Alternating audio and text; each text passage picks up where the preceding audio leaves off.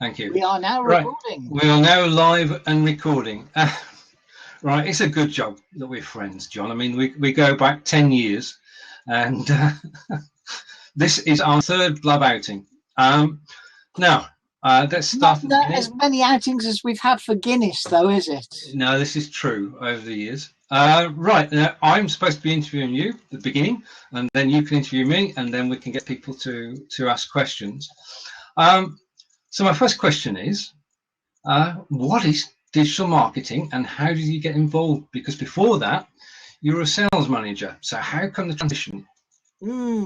Well, let's tackle the sales manager end first. I started life in 72. That's 1972. Yes, I am an old fart. As a computer programmer. I was a COBOL programmer back in 1972. So my background is actually really techie. Yep. And I did techie stuff for many, many years. And eventually, I ended up working for a computer manufacturer in the early 80s called Apricot. I remember them well. People might remember them. Before that, they were called Applied Computer Techniques. And in those days, we were agents for a thing called the Sirius, well known for its singing floppy drive. That's true. I remember it well. I mean, that was one of the first decent computers we got. Well, I used to go around handing out free Siriuses to persuade people to port their software to the machine. Those were the days. I give young Mr. Gold up at Sage a few. And I think you remember him. I do, yes. Gold. Doing these days, he's probably well retired by now, and the Bahamas or somewhere. Yeah. So techie background, did work for Apricot for 10 years, did a lot of technical things, and then ended up in marketing. And the reason I ended up in marketing was that I have a fairly good ability to talk to people, which most techies don't have. Yeah. And I ended up doing reviews of the Apricot with newspaper journalists, and I've travelled to New York and all over the place to get reviews done. So I worked in marketing for a while, and then I decided I could make more money because I knew more than these flashy salesmen in their flashy cars with their fancy, clothes and everything. Yep. And I'd been going out and supporting them for absolutely ages. And I reckoned I did all the work. So I decided to have a go as a salesman. And I started at probably the most unusual place going. I went to work for Atari. And they introduced a PC in the UK. Okay. So I became their sales manager for the Midlands and the North.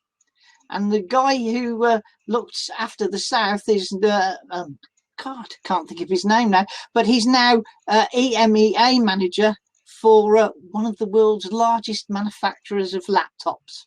And I'm a self-employed guy working from home, and I think I'm probably the happier one of the two. Anyway, salesman bit, yes, did reasonably well for them, but they couldn't deliver products. So went actually and then worked for a mini computer manufacturer back in the days when minis were around. Yep. A company called Aston Technology that was eventually bought out by General Automation, that was eventually bought out by Sanderson Group.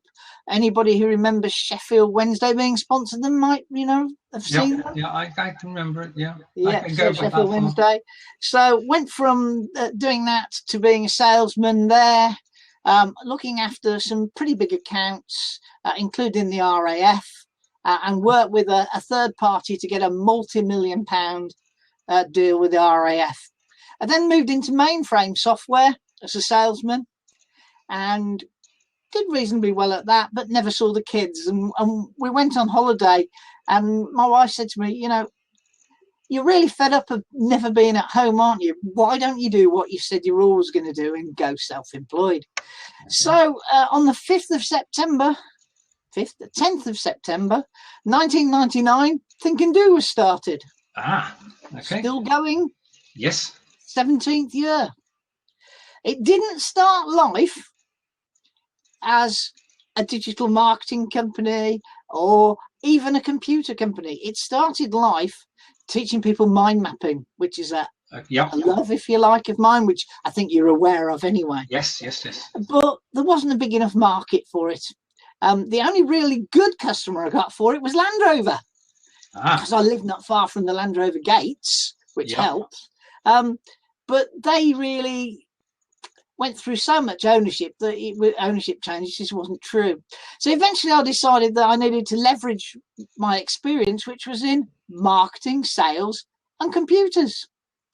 So back in 1999, I started doing websites and things like that. Website design, build, and all that sort of stuff. So that's really where I come into digital marketing. But I think digital marketing, which is the question you asked me, what is digital marketing? Most people think digital marketing is sitting at the computer and typing in tweets, being on Facebook, putting things up on the various other picture sites, etc. But digital marketing is much more than that. Digital marketing affects every angle of your business today, because today you can integrate your invoicing, your sales, your marketing, etc. together, even if you're a little company, with the modern products that are available out there. So digital marketing for me is a wide stretching angle in which what most people think of as digital marketing is just one segment. Yeah, so social media is one component of the whole digital marketing sphere. Yeah. Yeah. Digital marketing to me also incorporates traditional things like roller banners, stands, printing, etc., because the price of them has dropped dramatically because of digital printing. So digital's rolled in to traditional marketing as well and brought the cost of that down. Gotcha. If we go back a few years, when the mode came out, we'd all have one of these nice roller banner stands, and we'd all look and say, "Oh, 175 quid, wasn't that cheap?" Well, it costs a fraction of that to do today. Okay. So that's where I think digital marketing fits. Understood. What about you, Steve? What do you think digital marketing is? I until we had this discussion now, I thought that digital marketing was Facebook, Twitter, LinkedIn, Pinterest, and a whole host of things, but not done haphazardly, done to a plan. So, but I suppose as you said, there's a distinct difference. Social media is part of digital marketing. I think it's an increasingly important part, but I'm willing to be converted to the whole thing. I mean, if you were you start basically, the heart of the thing is a website, isn't it? Yes. Now, there are many ways to do a website, and I'm going to mention one word, and then we'll start from there. The word I'm going to mention is WordPress. Basically, a lot of people, when they get in social media, want to start a blog. They go to WordPress and they start their blog on WordPress, and they work out from there, and they write a blog and they tweet it and they put it on Facebook, they paste it onto LinkedIn, and it goes everywhere. And their WordPress site is their world. And it's very important, specifically, to have a website is very important at the moment. To have a website of your own. If you're posting on Facebook, if you're posting anywhere else, you're posting on somebody's site. Everything we post on Facebook and Twitter to promote ourselves is actually promoting Facebook and Twitter, and they're making money off what we do. Your website is your ground where you can decide that I'm going to keep my information on my site. Now, with WordPress, there are limitations, aren't there, John? Well, the biggest problem I find with WordPress is that it's a great little core and it does blogging beautifully, but people try to do things with it that it really was never designed to do. So they go to Paul and they say to Paul, "Can I buy your XYZ plugin?" And they put Paul's XYZ plugin, and then they go to Peter and they buy Peter's XYZ plugin, which stops Paul's plugin working, and it's a mess. A big mess. Yep. There's only one worse word than WordPress for me, and Okay. that's Wix. Yes. Well, Google have decided that I take your bad news. I take your point. Facebook in the last week or so said they won't host anything from Wix. Google have delisted all Wix websites. Yeah, I think that's probably attached to the same thing. And Facebook also been quietly deleting posts that have gone on to Sue, TSU, and onto 3 something or other. So I think things on your website is the place to have them. But so what can a website design from to have them on your website, but lead people to the website via as many different routes as you can. Yep. So the website is the center of the universe, a center of your business universe online. Not always, because there are other things that join things together. But to most people, I believe the website is the center of their universe because they're trying to drive people to their website to see what they do. Right. The biggest mistake I see, and you're, if you like, called it just marketing, is everybody waves a sales banner.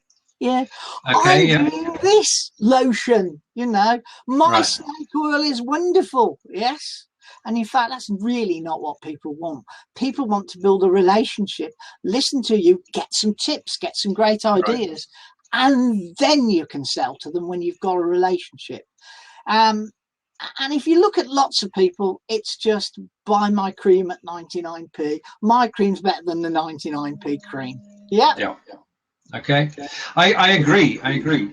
Social selling, it doesn't work. You've got to build relationships with people on Twitter, on Facebook, and on Empire Avenue. Now, it's taken me 14 minutes to get to Empire Avenue. I'll come back to websites in a moment. We both joined Empire Avenue about the same time, didn't we? I joined in May 2011. Yeah, and we're still playing the same game 4.5 years later. Why? Yeah, it looks pretty, but prettier now than it did then. Yep. There are some things I don't like about it now that I used to like before. Like, I don't like the mission screen at all. Okay. But why am I playing it? Because I think there's a few good reasons. One, I do actually get a bit of satisfaction when I make some money. Yeah. Yep. I wish I could make the same amount of money in real life. I'd be even more happy then, because I think I'm a 2.5 billionaire, which I know is nothing compared to you, Stephen, but I'm a 2.5 billionaires there.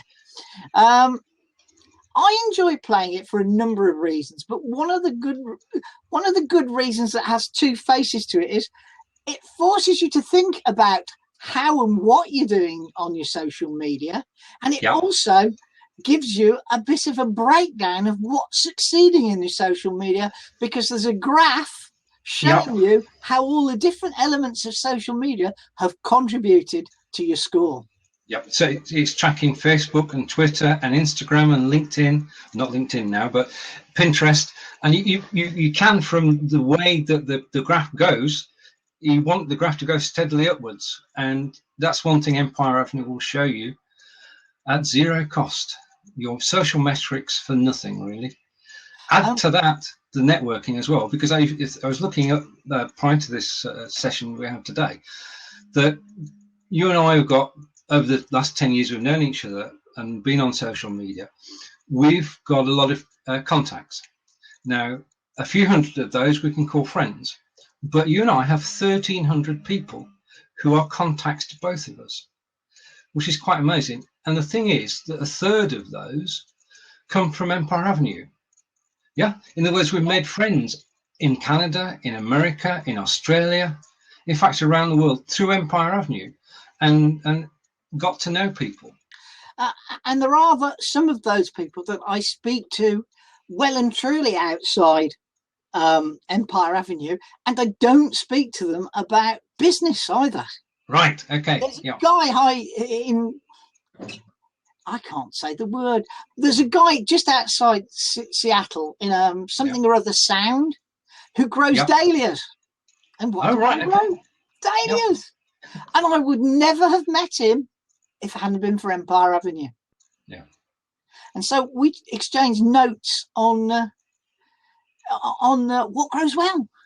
He sends me photos. I send him photos. So yeah, Empire Avenue, whilst doing me great socially network for a business viewpoint, it's also worked really well from a friendship viewpoint as well. Yeah. I have to give some credit while we're on social networking to the old thing that we don't talk about. No, we can talk about Academy. We can talk about Academy. We talk about Academy. Academy was one of the first real social networks in the UK, run by Thomas and Penny Power, with a group of individuals who will not name, but they got a site going, and it had blogging, it had groups, it had everything a social network should have. And that's where you and I connected, and that's where myself and Angelica connected, and myself and Kevin connected. So it was, in its day, its heyday was about 3 years. I think it was good. Do you agree? Yeah, it had its place. I learnt an awful lot there, and a lot of what I learnt there I'm now applying to today's modern, if you like, networking groups and things. Yeah. I've seen one or two people make some comments about Empire Avenue, about it being difficult. It isn't difficult. Honestly, it's dead simple. It's a stock exchange which uses EVES and trades people. Yeah, shares in people. And the interface isn't complicated. I can see that Mike thinks it's rather, the user interface is complicated. It's actually had quite a workover in the past few months, so it might be worth having another look. Yeah, I mean, they've been taken over earlier this year by Kred, and Kred have reworked the whole system. And I know you mentioned an app, Mike. There is, in fact, now a situation where the browser does work on Android and on iPhone, and it works a lot better than it used to do. They spent a lot of time actually sorting that out. It's not locked to a particular browser, no. I just see that Skip's offered to give Kevin a lesson. Oh, that's good. You could have what he'd be taking on if he's giving Kevin Arrow a lesson. No, don't let it go ahead. I mean, I'm not trying to discourage. no, Kevin, you know, a lesson. Kevin, you could have no better person to show you around. No better person to show you around Empire Avenue than Skip. It's not Skip I'm worried about. Well, I am worried about Skip being in contact with Kev, you know. By the way, we all love Kev. We used to do regular Sunday evening Google.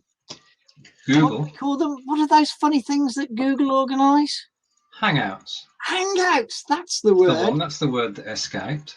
Yeah, there used to be 5 of us on the Hangouts on a Sunday night, and many a problem was solved. I encourage other people to come, but hard work.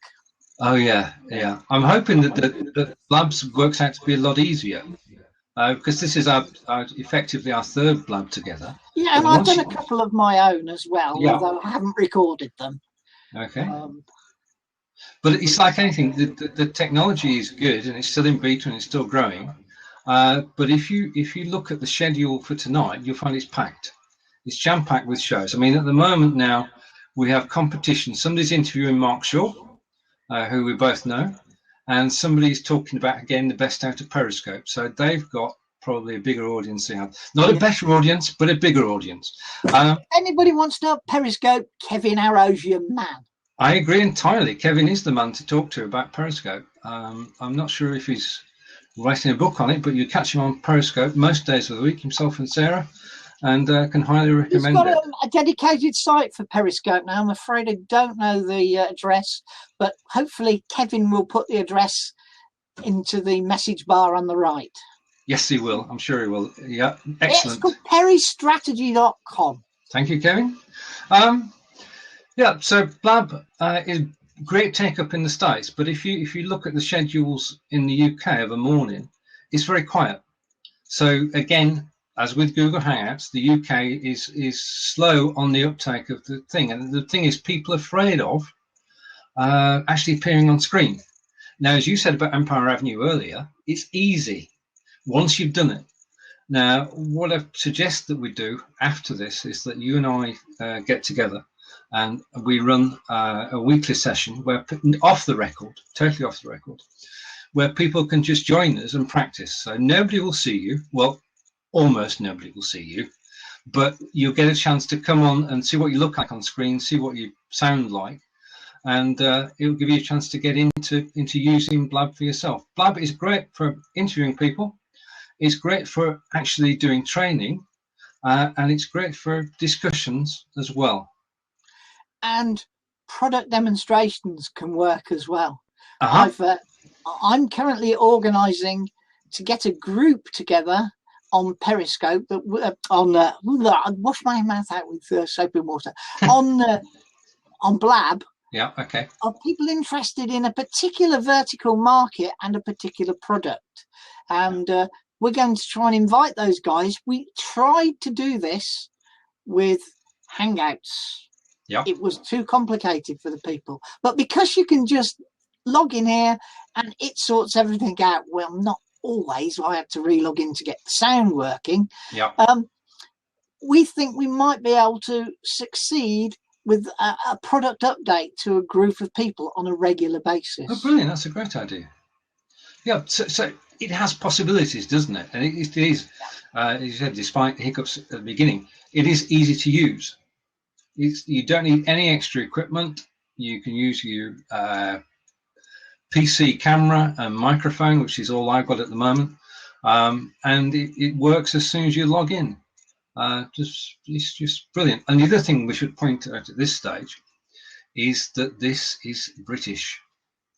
It's UK backed. Thank you, John. It's backed by a gentleman who used to own Bebo, and he sold Bebo, as you all know, to AOL for £850 million, and then subsequently bought it back for somewhat less than £850 million. And he spent the last 2 years with his team working on this. AOL yuck skip. I know. But in the early days, getting an AOL CD and plugging it in and getting your 56K modem working was a joy. Not these days, though. The technology has moved on. Right, okay. Shall we open the seat and see if everybody would like to join us? Yeah, it'd be lovely to get someone else joining. So, okay, the seat is open, and you're welcome to join us. All you have to do is press... Come on, there's 24 of you out there. Yeah. Please be brave. Yeah, press call in. You see it oscillating on the screen below us. And, okay. Just a minute. Black Cesar. Okay.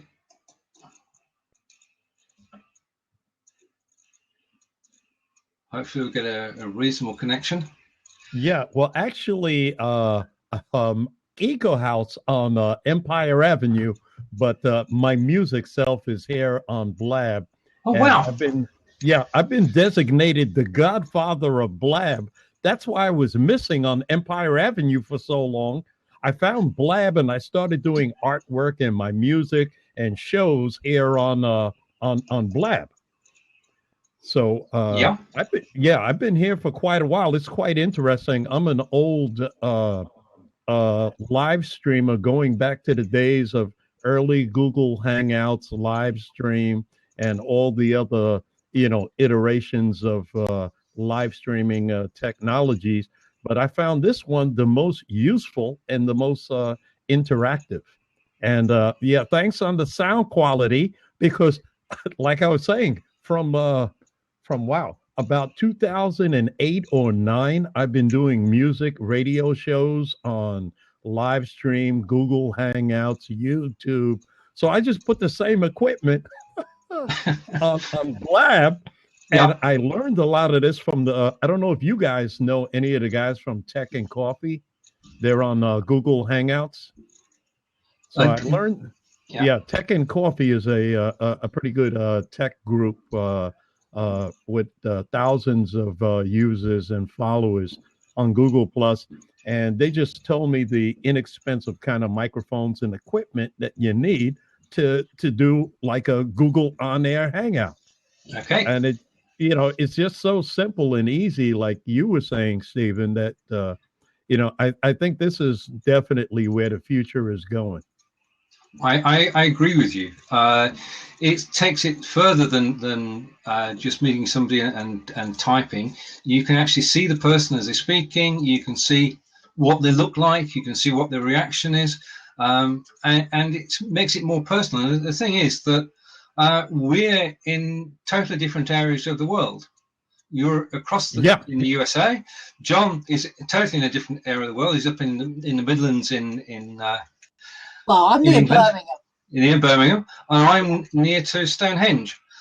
So it brings people together. I mean, it's exactly. Well, that was the object, and the thing with Ikohaus as the artist was it's in the midst of this nexus that we have, the internet, that we could relate to each other. So that was the way to break down the barriers of UK music from the Atlantic, guys in Kenya, guys from Israel. So this is where it just really, loaned itself for that kind of interaction, global interaction, for me as an artist, to counteract everybody segregating each other into boxes. I don't like that UK music and the UK guys. And, if you're from Stonehenge, that's not good. And the US guy, it was getting ridiculous here. Yeah, I agree. So it's bringing everybody together. And when it comes to playing music, how are you actually managing that? Well, what I do is I use a simple ingestion system. Once again, the guys from Tech and Coffee, a USB mixer from out of the UK. I'm going to say it here. I usually don't give out my secrets, but being it's my old Empire Avenue buddies, everybody hates that I use this from the UK. They say, oh, these guys are junk, they're garbage, but it does the job. Behringer out of the UK. They make an excellent USB mixer. It's really inexpensive, a lot of different types on Amazon. I use a old Johnny Carson style cardioid mic. So this way I don't have to aim for the top. I just speak into the side and it catches sound from the front and the back. And then I have a tablet that I ingest through one of the line ins to put on music. I've done stuff from rock to reggae to classical. A friend of mine is a composer from Italy, played classical, and the sound is awesome. Brilliant. We're going to have to check out your next blab. You've got definitely two more people in your audience on your next one. That's for sure. What was your Empire tag? Ikohaus, the artist, the renegade rebel artist on Empire Avenue that instead of putting a business as a writer or a publisher, I was saying, hey, well, where are the artists? How come they're not a business? And I brought all of my artist buddies out onto Empire Avenue, which, I got to thank you guys. I recognize Steve, and I think I recognize your name, John, that when I got there, I didn't really know too much of what it was about, but the social media things that I learned in there, paying it forward and working, getting other people on coming up, I've applied that in the real world with the art and the music, and guys are like, what are you doing? Why are you doing that? Right. Yeah. I mean, it's a great community where people share, isn't it? Knowledge is freely given and freely received. But it's the valuable lessons of using what you have to get someone up higher that they in turn pass it down. It's a thing of pulling people up. Yep. Rather than the other way in the usual corporate world of stepping on their neck and trying to hold them down. And you can actually increase stock, value in someone, because what I think that whole thing is proving is that's where the real value is. It's in people. It's in and not how much product I can provide and how much I can sell you. Totally agree. In fact, I was listening to another blab earlier today, and people are using social media more and more to actually connect with people. And if business comes of it, then that's the bonus. The initial thing, as John said earlier, is friendships are grown and knowledge is exchanged. Well, that's the thing that I saw on Blab when I think I was one of the early adopters about 2 or 3 weeks after they really launched the beta out of the 10 or 14 test people. There's a guy that used to be on Empire, Saul Fleischman, kept telling me about it. Yeah. But it started out more friendly. We had guys that were doing news reports from Washington, from the UK, and then all of a sudden, guys from Periscope and Meerkat started coming on board, and they were saying, "Wow, this is a business gold mine." So it turned into a land rush of, I can show you how to have more users, and if you buy my widget, and yeah, I know. The rush to commercialize any new technology. I think it's one of the things that pushes it forward as well, because as I said earlier, this platform has got more backing than most, and they don't have to come out of beta before they're ready. But people pushing the technology, I mean, there are things that people would like to do. I mean, John said that he's going to be able to use it to do demonstrations on and do customer support, which is a great way to do it. Right. You want to say more about that, John? Yeah. Oh, well, it's not me. It's a client we're going to do it right. for. Okay. They're a catering equipment company. And one of the problems we have is that they have some things that are a bit different. And the biggest problem is, without touching them and feeling them, the chef and other people like that, purchasing manager in the NHS, doesn't really understand the difference. Now, we're talking some of them as expensive products. You can't send a free one out. He holds regular exhibitions, goes to all the big shows and things. But he needs a method now of getting his group. He's got a load of contacts to see things and get almost to touch and feel them without, spending a fortune. As I said, we did try this once on Google Hangouts, but people couldn't get in, and that was the biggest problem. Yeah, and of course, as you said earlier, somebody's drawing the curtains. I see. I wasn't really prepared to go on the air, because actually, when I do my music, I'm like you're doing with your client, I'm broadcasting underground music that is not usually heard in the UK or the United States, indie music. So I'm broadcasting from a pirate submarine somewhere off of the coast of North Carolina. So you can be very fictitious with this platform that, it lends itself to a lot of interesting things. I like the idea you're talking about, John, that someone had broached that idea a couple of years ago on teaching people how to do plumbing or so on, and they would pull it up on their phone, and the guy would be able to show them how to connect the pipe and do their own plumbing. So now, with a company like you're saying, that's a good form of outreach and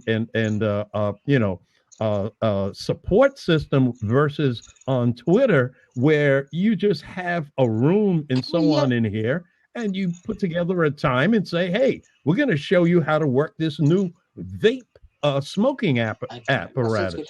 Mike's getting a bit itchy over here that we haven't answered his question.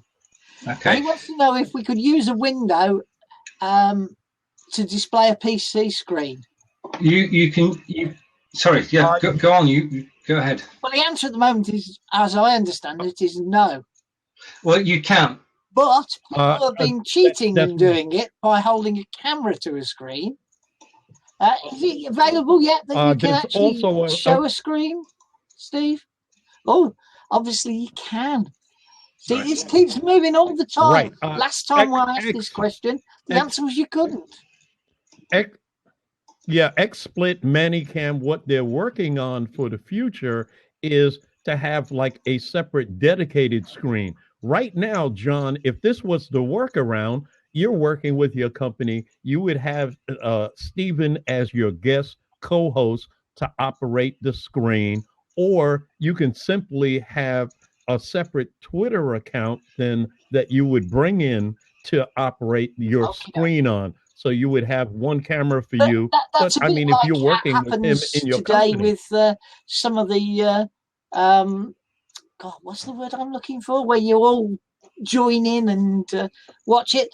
One person answers the question and one person does the talk with the screen. So Yeah. there.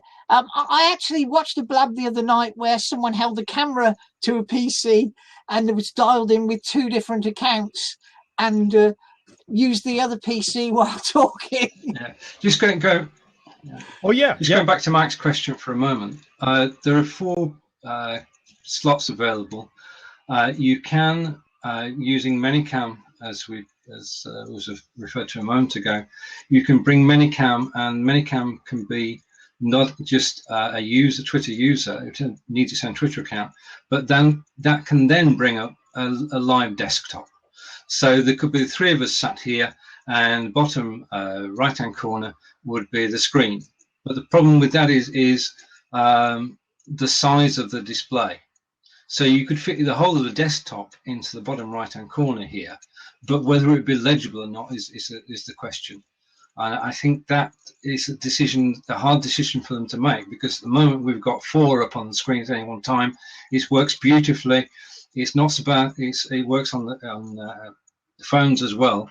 So for doing live demonstrations at the moment, I don't think it's there, but I'm pretty sure that they'll be working on it in the background. Well, there's another thing that you could do, because now if you're by yourself, it comes as a little bit of a bigger screen, especially on the record end. So what you can do in the XSplit is you have the larger part of the real estate taken up by the screen, and you take yourself and put yourself in a little picture in the corner on that screen. So you'd appear small, but your desktop, if you follow what I'm saying? Yeah. So that's like picture in picture on a TV. Right. And just use the one screen. Then this way, when it's replayed, that screen, since you only have the one screen, will be much larger and legible, and you'll be a little talking head in the corner, which should be fine for demonstration purposes. Got it. Sounds very good. It is. We're learning. We're all learning. This is good. You can play a YouTube video, can't you? Yeah, I could. I might get this wrong. If you prepared to let me back in a moment, I shall attempt it. Okay, talk amongst yourselves for a minute. I'll be back, hopefully, with the demonstration of that. ManyCam can let you do some other things as well. Stephen and I ran a blab with a group of people at a business club, not last week, the week before. And one of the things Steve demonstrated was that on the bottom of the screen, underneath, between where the speaker is and the 56 and the pretty hands, he was able to show where he was in the world, and then change little messages and things. So ManyCam can add some other features to this, as well as allowing some things to be done that even I'm new to tonight. I'm still working on it. I'll be with you in a moment. Hey guys, I'm gonna jump off for now. It was great to catch up with you. I've got to run and do an errand out at the local bank, so I will catch up with you the next time. Thank you very much for Hopefully, joining maybe us. you guys We really are still around. appreciate it. Thank you for joining us. See you on Empire Avenue. Thank you. Yeah, and I'm glad to finally. I've seen your picture static on Empire Avenue for so long, Stephen. That's where you look exactly like your picture. Thank you. That I had to jump in. Okay, guys, take care for now. Then. Right, I'm just trying to try this, John. Does anyone else want to jump into the open seat? Mike? Mr. Juliet Bravo? Yeah. Okay. Who else do we have? Yeah. Thank you for tweeting, Nance. See you later, Skip. Right. Okay. I'm just going to one last try at getting the URL into here. Although I think I might lock the system up. I think what we'll do, I'll ignore that because we're live at the moment. It's unfair to play around when we're live. Mike, what we're going to do is John and I are going to put together a show which you can join in, and we'll go through all the technology step by step. We'll go through the blabs and through ManyCam, and basically you can join in, and it won't be recorded, and we can take it from there. Good evening, Kevin. Hi, guys. You all right? Yeah. You can hear me all right? Yeah. Thanks for the help earlier. No, I'm on my webcam, but I haven't sorted it out properly, so it is what it is, and I look like it's really close, but it's not. And if I lean back, then it's... See? Oh, right, yeah. I always tend to look at the screen rather than look at the camera, so therefore I look like I'm always looking down on it, which is really aggravating, and I have not set it up properly, so... But, I'm watching this now. It looks like I'm looking away from John, when in actual fact, because it's reversed, I'm actually looking at John when I'm talking to him. I'm not looking over there. This way. I'm actually looking over here. Over there. So the cameras can get confusing. yeah. Right. Okay. But yeah, I just wanted to pitch in and just give you my view on this stuff, as that's what it's about. I'm going to let you in on something that I've not shared with anyone yet, and this is my prediction. Okay? Okay. This is my prediction for the future. And I am predicting currently that the way that Blab and Periscope is going, that it will far surpass and almost kill the networking arena. The face-to-face networking arena.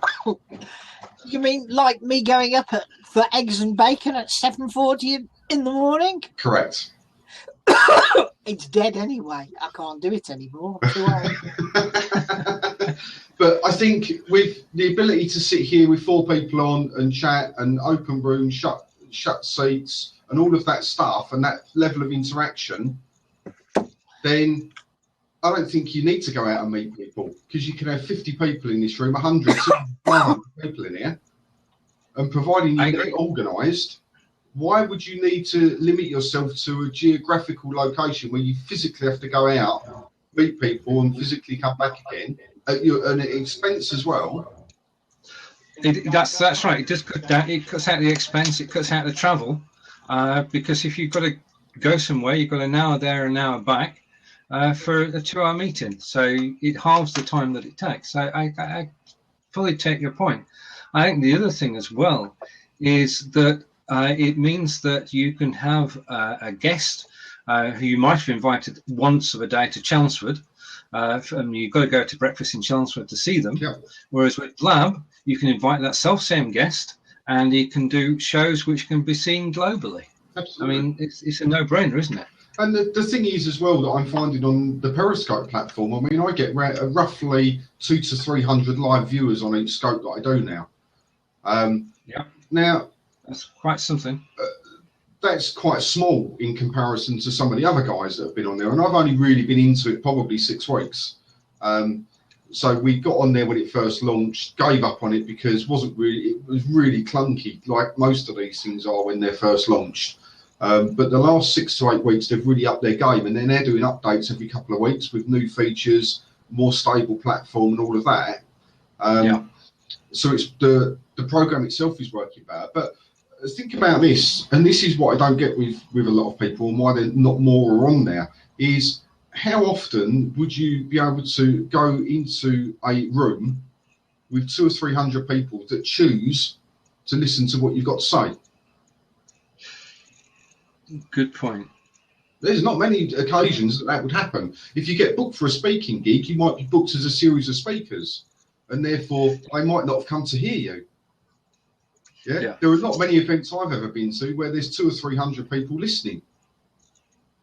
So your own audience is only a small part of the audience that you're actually standing in front of. which has got to be distracting. Whereas if it's advertised and it's online and people can join at a moment's notice, then you're going to get people listening to you like you do on Periscope. Yeah. People want to listen to what you have to say. Correct. And if they want to leave, you're not holding them hostage. They can go if they don't like the content. That's fine. You know. Yeah. But you know the people that are still there listening are people that really want to hear what you've got to say. Yeah. True. Yeah, I fully take your point. It's not about prediction. So I think the speaking circuit will dry up slightly. I think that the face-to-face networking will be dead within 5 years, based on this technology. And I think what will happen, it will open up more opportunity for international trade. Oh, that's an interesting one. Would you like to expand on that? Sorry, John. Well, I was going to say, I think networking is dying on its feet right now. The business club, which Steve's been and talked to and helped me very much with a Blab demonstration a fortnight ago, it's 32 years old in January and it's dying, and we don't even know whether we're going to continue, because after we did our Blab, 2 people said, why don't we do this instead of meeting at the cricket club? Because you can't have a pint together. That's the only difference, isn't it? You can, Steve. Cheers. It's not the black stuff, it's Coke. You're quite right. But the business club at one stage, if we went back 5 years, had 100 and plus members, 120, 130 members. It struggles now. It's got about 27, 28. And if 12 turn up to a meeting, that's a good meeting. Yeah. Which is a really sad state of affairs. BNI, which of course is the world's biggest networking, that had 7 chapters in our local area. Yes. There is only 1 in Solihull and 1 in Central / South Birmingham now. Well, BNI are a bit of a different beast because BNI guarantee returns. That's their whole marketing strategy. They say your seat is worth X amount of money per year, and people buy into that, and that's why that's still going. And that purely is the reason. None of the other networks do that. It's pay as you go, isn't it, on other networks? The other networks are pay as you go. I think BNI have actually put a split payment system in, as far as I'm aware. But they're the only network out there, business network, that guarantee, firstly, you're the only one in there. And when they're new, you know, everyone thinks that's attractive. And secondly, they say your seat is worth X amount of money based on the referrals given around the table over the last year. Yeah, there are 2 or 3 others that do that, Bob Clubs and a couple of others. Yeah, but not many. And the thing is irrespective of whether we believe that or we don't believe it, what it does is everybody new that starts up in business looks at it and goes, bloody hell, I need sales in my first year. This is a place to go. Yeah. Yeah? Yeah. Yeah. And that's why that will always probably be there and be strong. When you look at some of the other ones that are pay as you go or that don't have anything and it's just about making connections and stuff, there is no reason to go there anymore.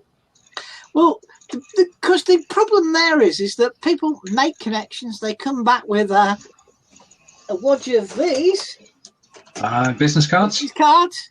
Yes. And they do that with them. They never follow up. Yeah. And that's half the problem with networking. It is. Oh, hi, nice to meet you. Here's my business card. Would you like to buy? And yeah.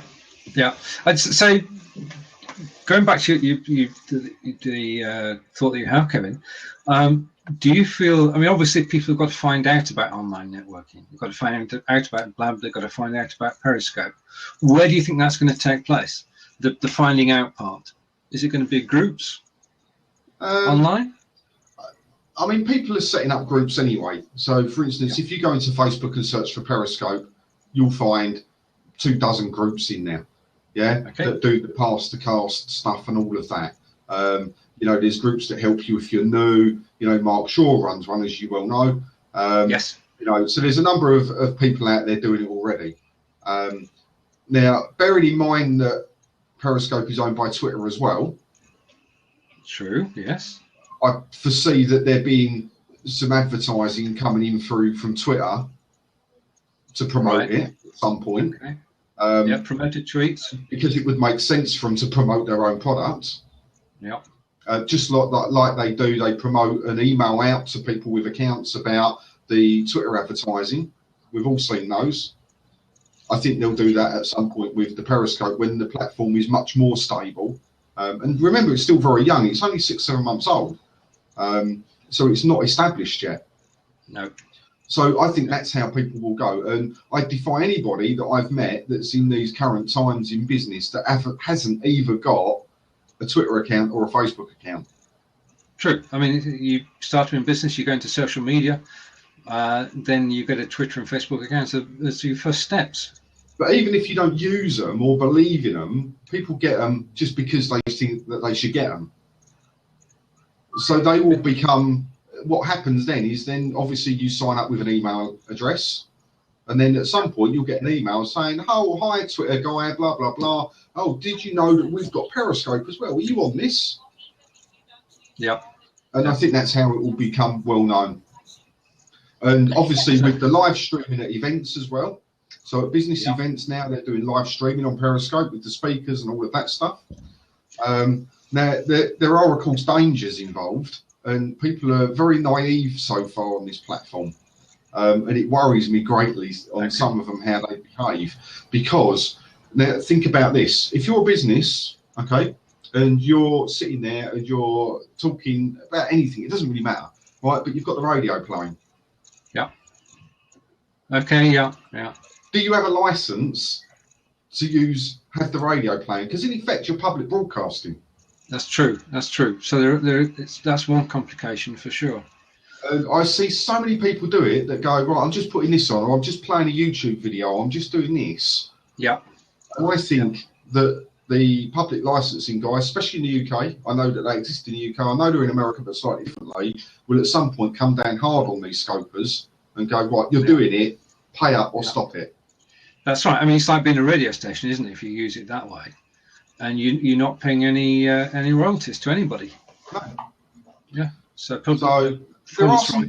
there are some dangers, but I think with all new things, people are just letting it even out at the moment, and people are finding their feet. And obviously, there's some stars that are rising throughout the ranks. You know, what's his name? Alex Petit is one of them. He's a self-proclaimed guru on it. Alex Kahn is another one, the German guy. Another self-proclaimed guru on it. So there's a number of them that are already out there that are leading the field massively. Yeah. You know, and they're on there 2 or 3 times a day, every day, 7 days a week, and they've done since it launched. And they're up to the hundreds of thousands of followers already. You know, where the rest of us are just tootling along at the moment. We're in at the beginning, aren't we? I mean, as you said earlier, 6 months on Periscope. Blab's only 3 months old. This is the start of something. I think people that don't get involved now will really miss out in a year and a half's time. Yeah. That's my view.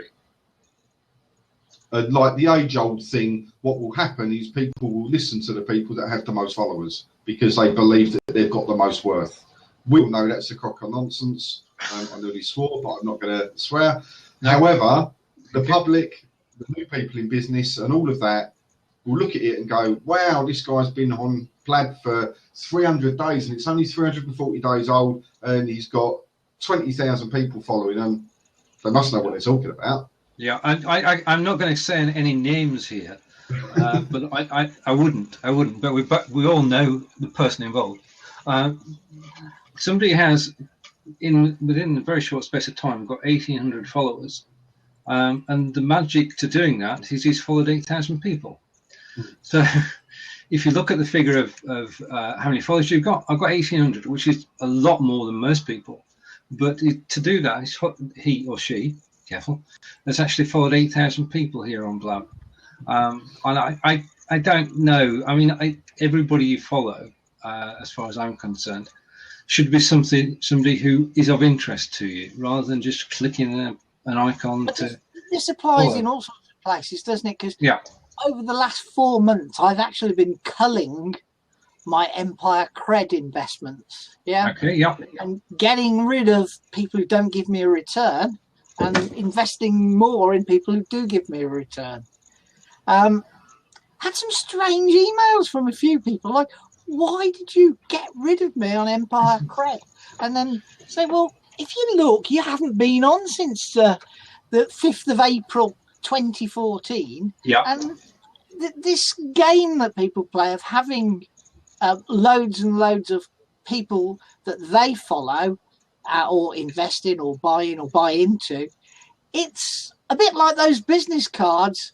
Unless you build that relationship with those people, there's no point, because there is no relationship. Yeah. So as Kevin said, having tens of thousands of followers is no guarantee that you know what you're talking about.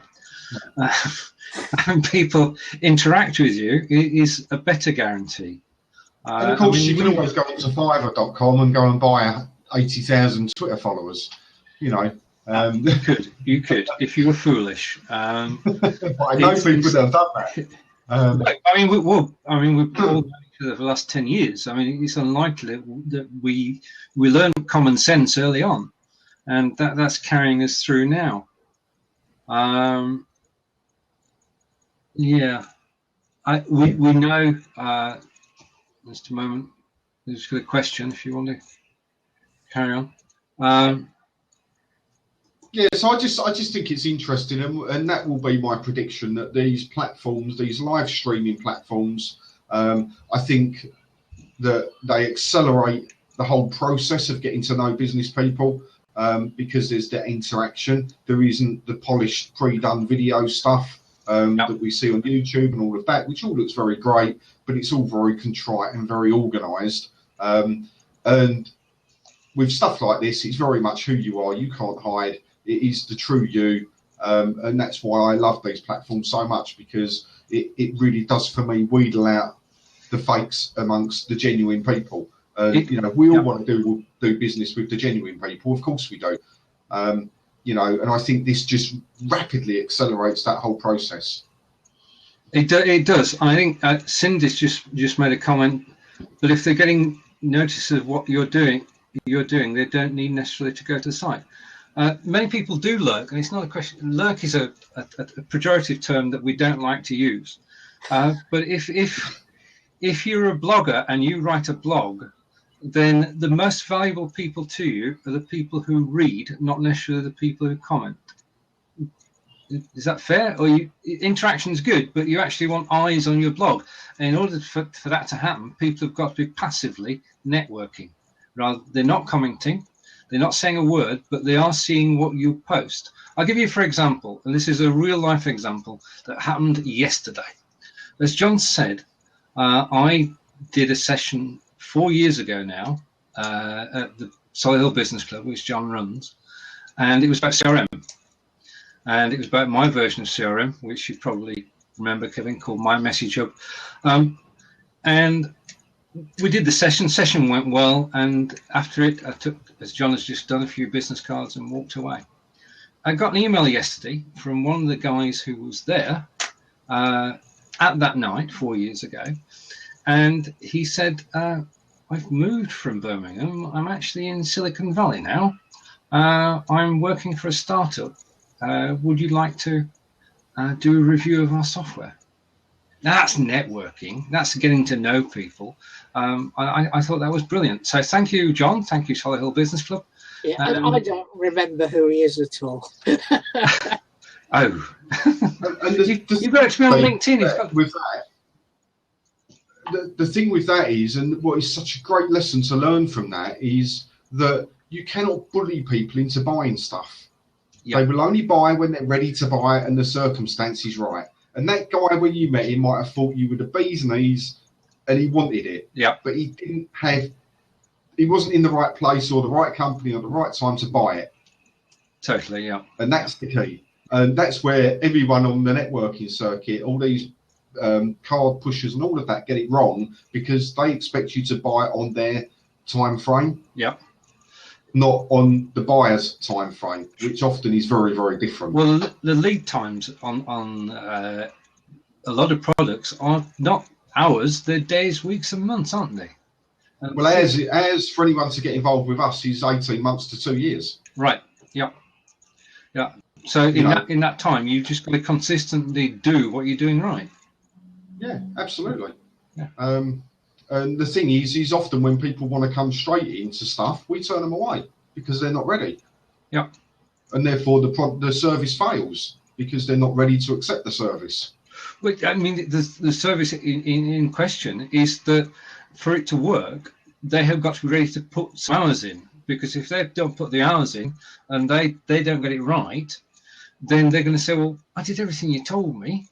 And you can't turn around and say, well, no, you didn't, can you? You've got to be polite, which is why pre-qualifying people is a good thing and a good step to take. I agree with you totally. But there is a segment of the market, going back to digital marketing, that wants someone to do it for them. Okay. Oh, yes. Yeah. And it's finding those, because actually I think those are actually quite lucrative deals. The thing with that is, John, is people come into the whole digital marketing arena untrained, right? Very often they come in untrained. What they do is they find themselves in a position with no income and go, well, I know how to tweet. I know how to schedule a tweet. I'll go and do that for a company. Yeah. Right? Yet they vastly undercharge. They don't really know what they're doing. There's no results-driven system there, and there's certainly no experience to guide the person through it. Now, I actually don't believe that anybody apart from the company themselves or a direct representative of the company should be doing tweets and stuff like that. I don't think it works, right? Watching, knowing what's going on and all of that. Now, on the other side of the coin is we do, as you know, do ghost writing for people. But we're not cheap. In fact, we're one of the most expensive on the market. And people say to us, well, why is that? Why do you do that? Well, for us to be authentic in writing other people's stuff, we have to know their business almost as well as they do. And that takes research. And that's the biggest failure of most people, is they go to somebody and they say, we'll sell you this service. They don't even know if it fits the business, and they don't understand the business that they're trying to sell it to 9 times out of 10.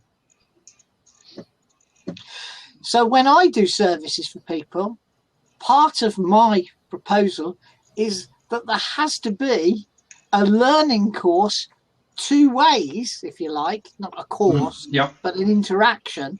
So they learn about what we're trying to achieve and why we're trying to achieve it, and I learn about why they want to achieve it, because sometimes that ain't going to meet. Yeah. But that's just logic. Shaking his head. That's just logic, you know. I mean, if a company doesn't really know what they're buying, why would they buy it? And the thing is, they'll never be happy with the service. Because they've seen this magic buzz called digital marketing. Yeah, but I want some of that. I'll have £10 worth, please. You're not wrong. I know that, but the thing is, you know, as you would do and as we would do, you know, if people just came up like that, then the answer would be actually, this isn't the deal that we want to strike. You know, because nobody will win out of that. But that doesn't mean you can't win out of it when you sell them what they should be really buying and explain to them what they should be buying. And the investment they need to make isn't necessarily money. Sometimes it's a person's time within their own organisation. No, I agree. The glasses are rubbing on my nose. We're all on the same page. But there we go. Anyway, guys, I'll jump off in case somebody else wants to jump in and have a chat with you guys. It's been lovely catching up with you both. Yes, and so with you, Sarah.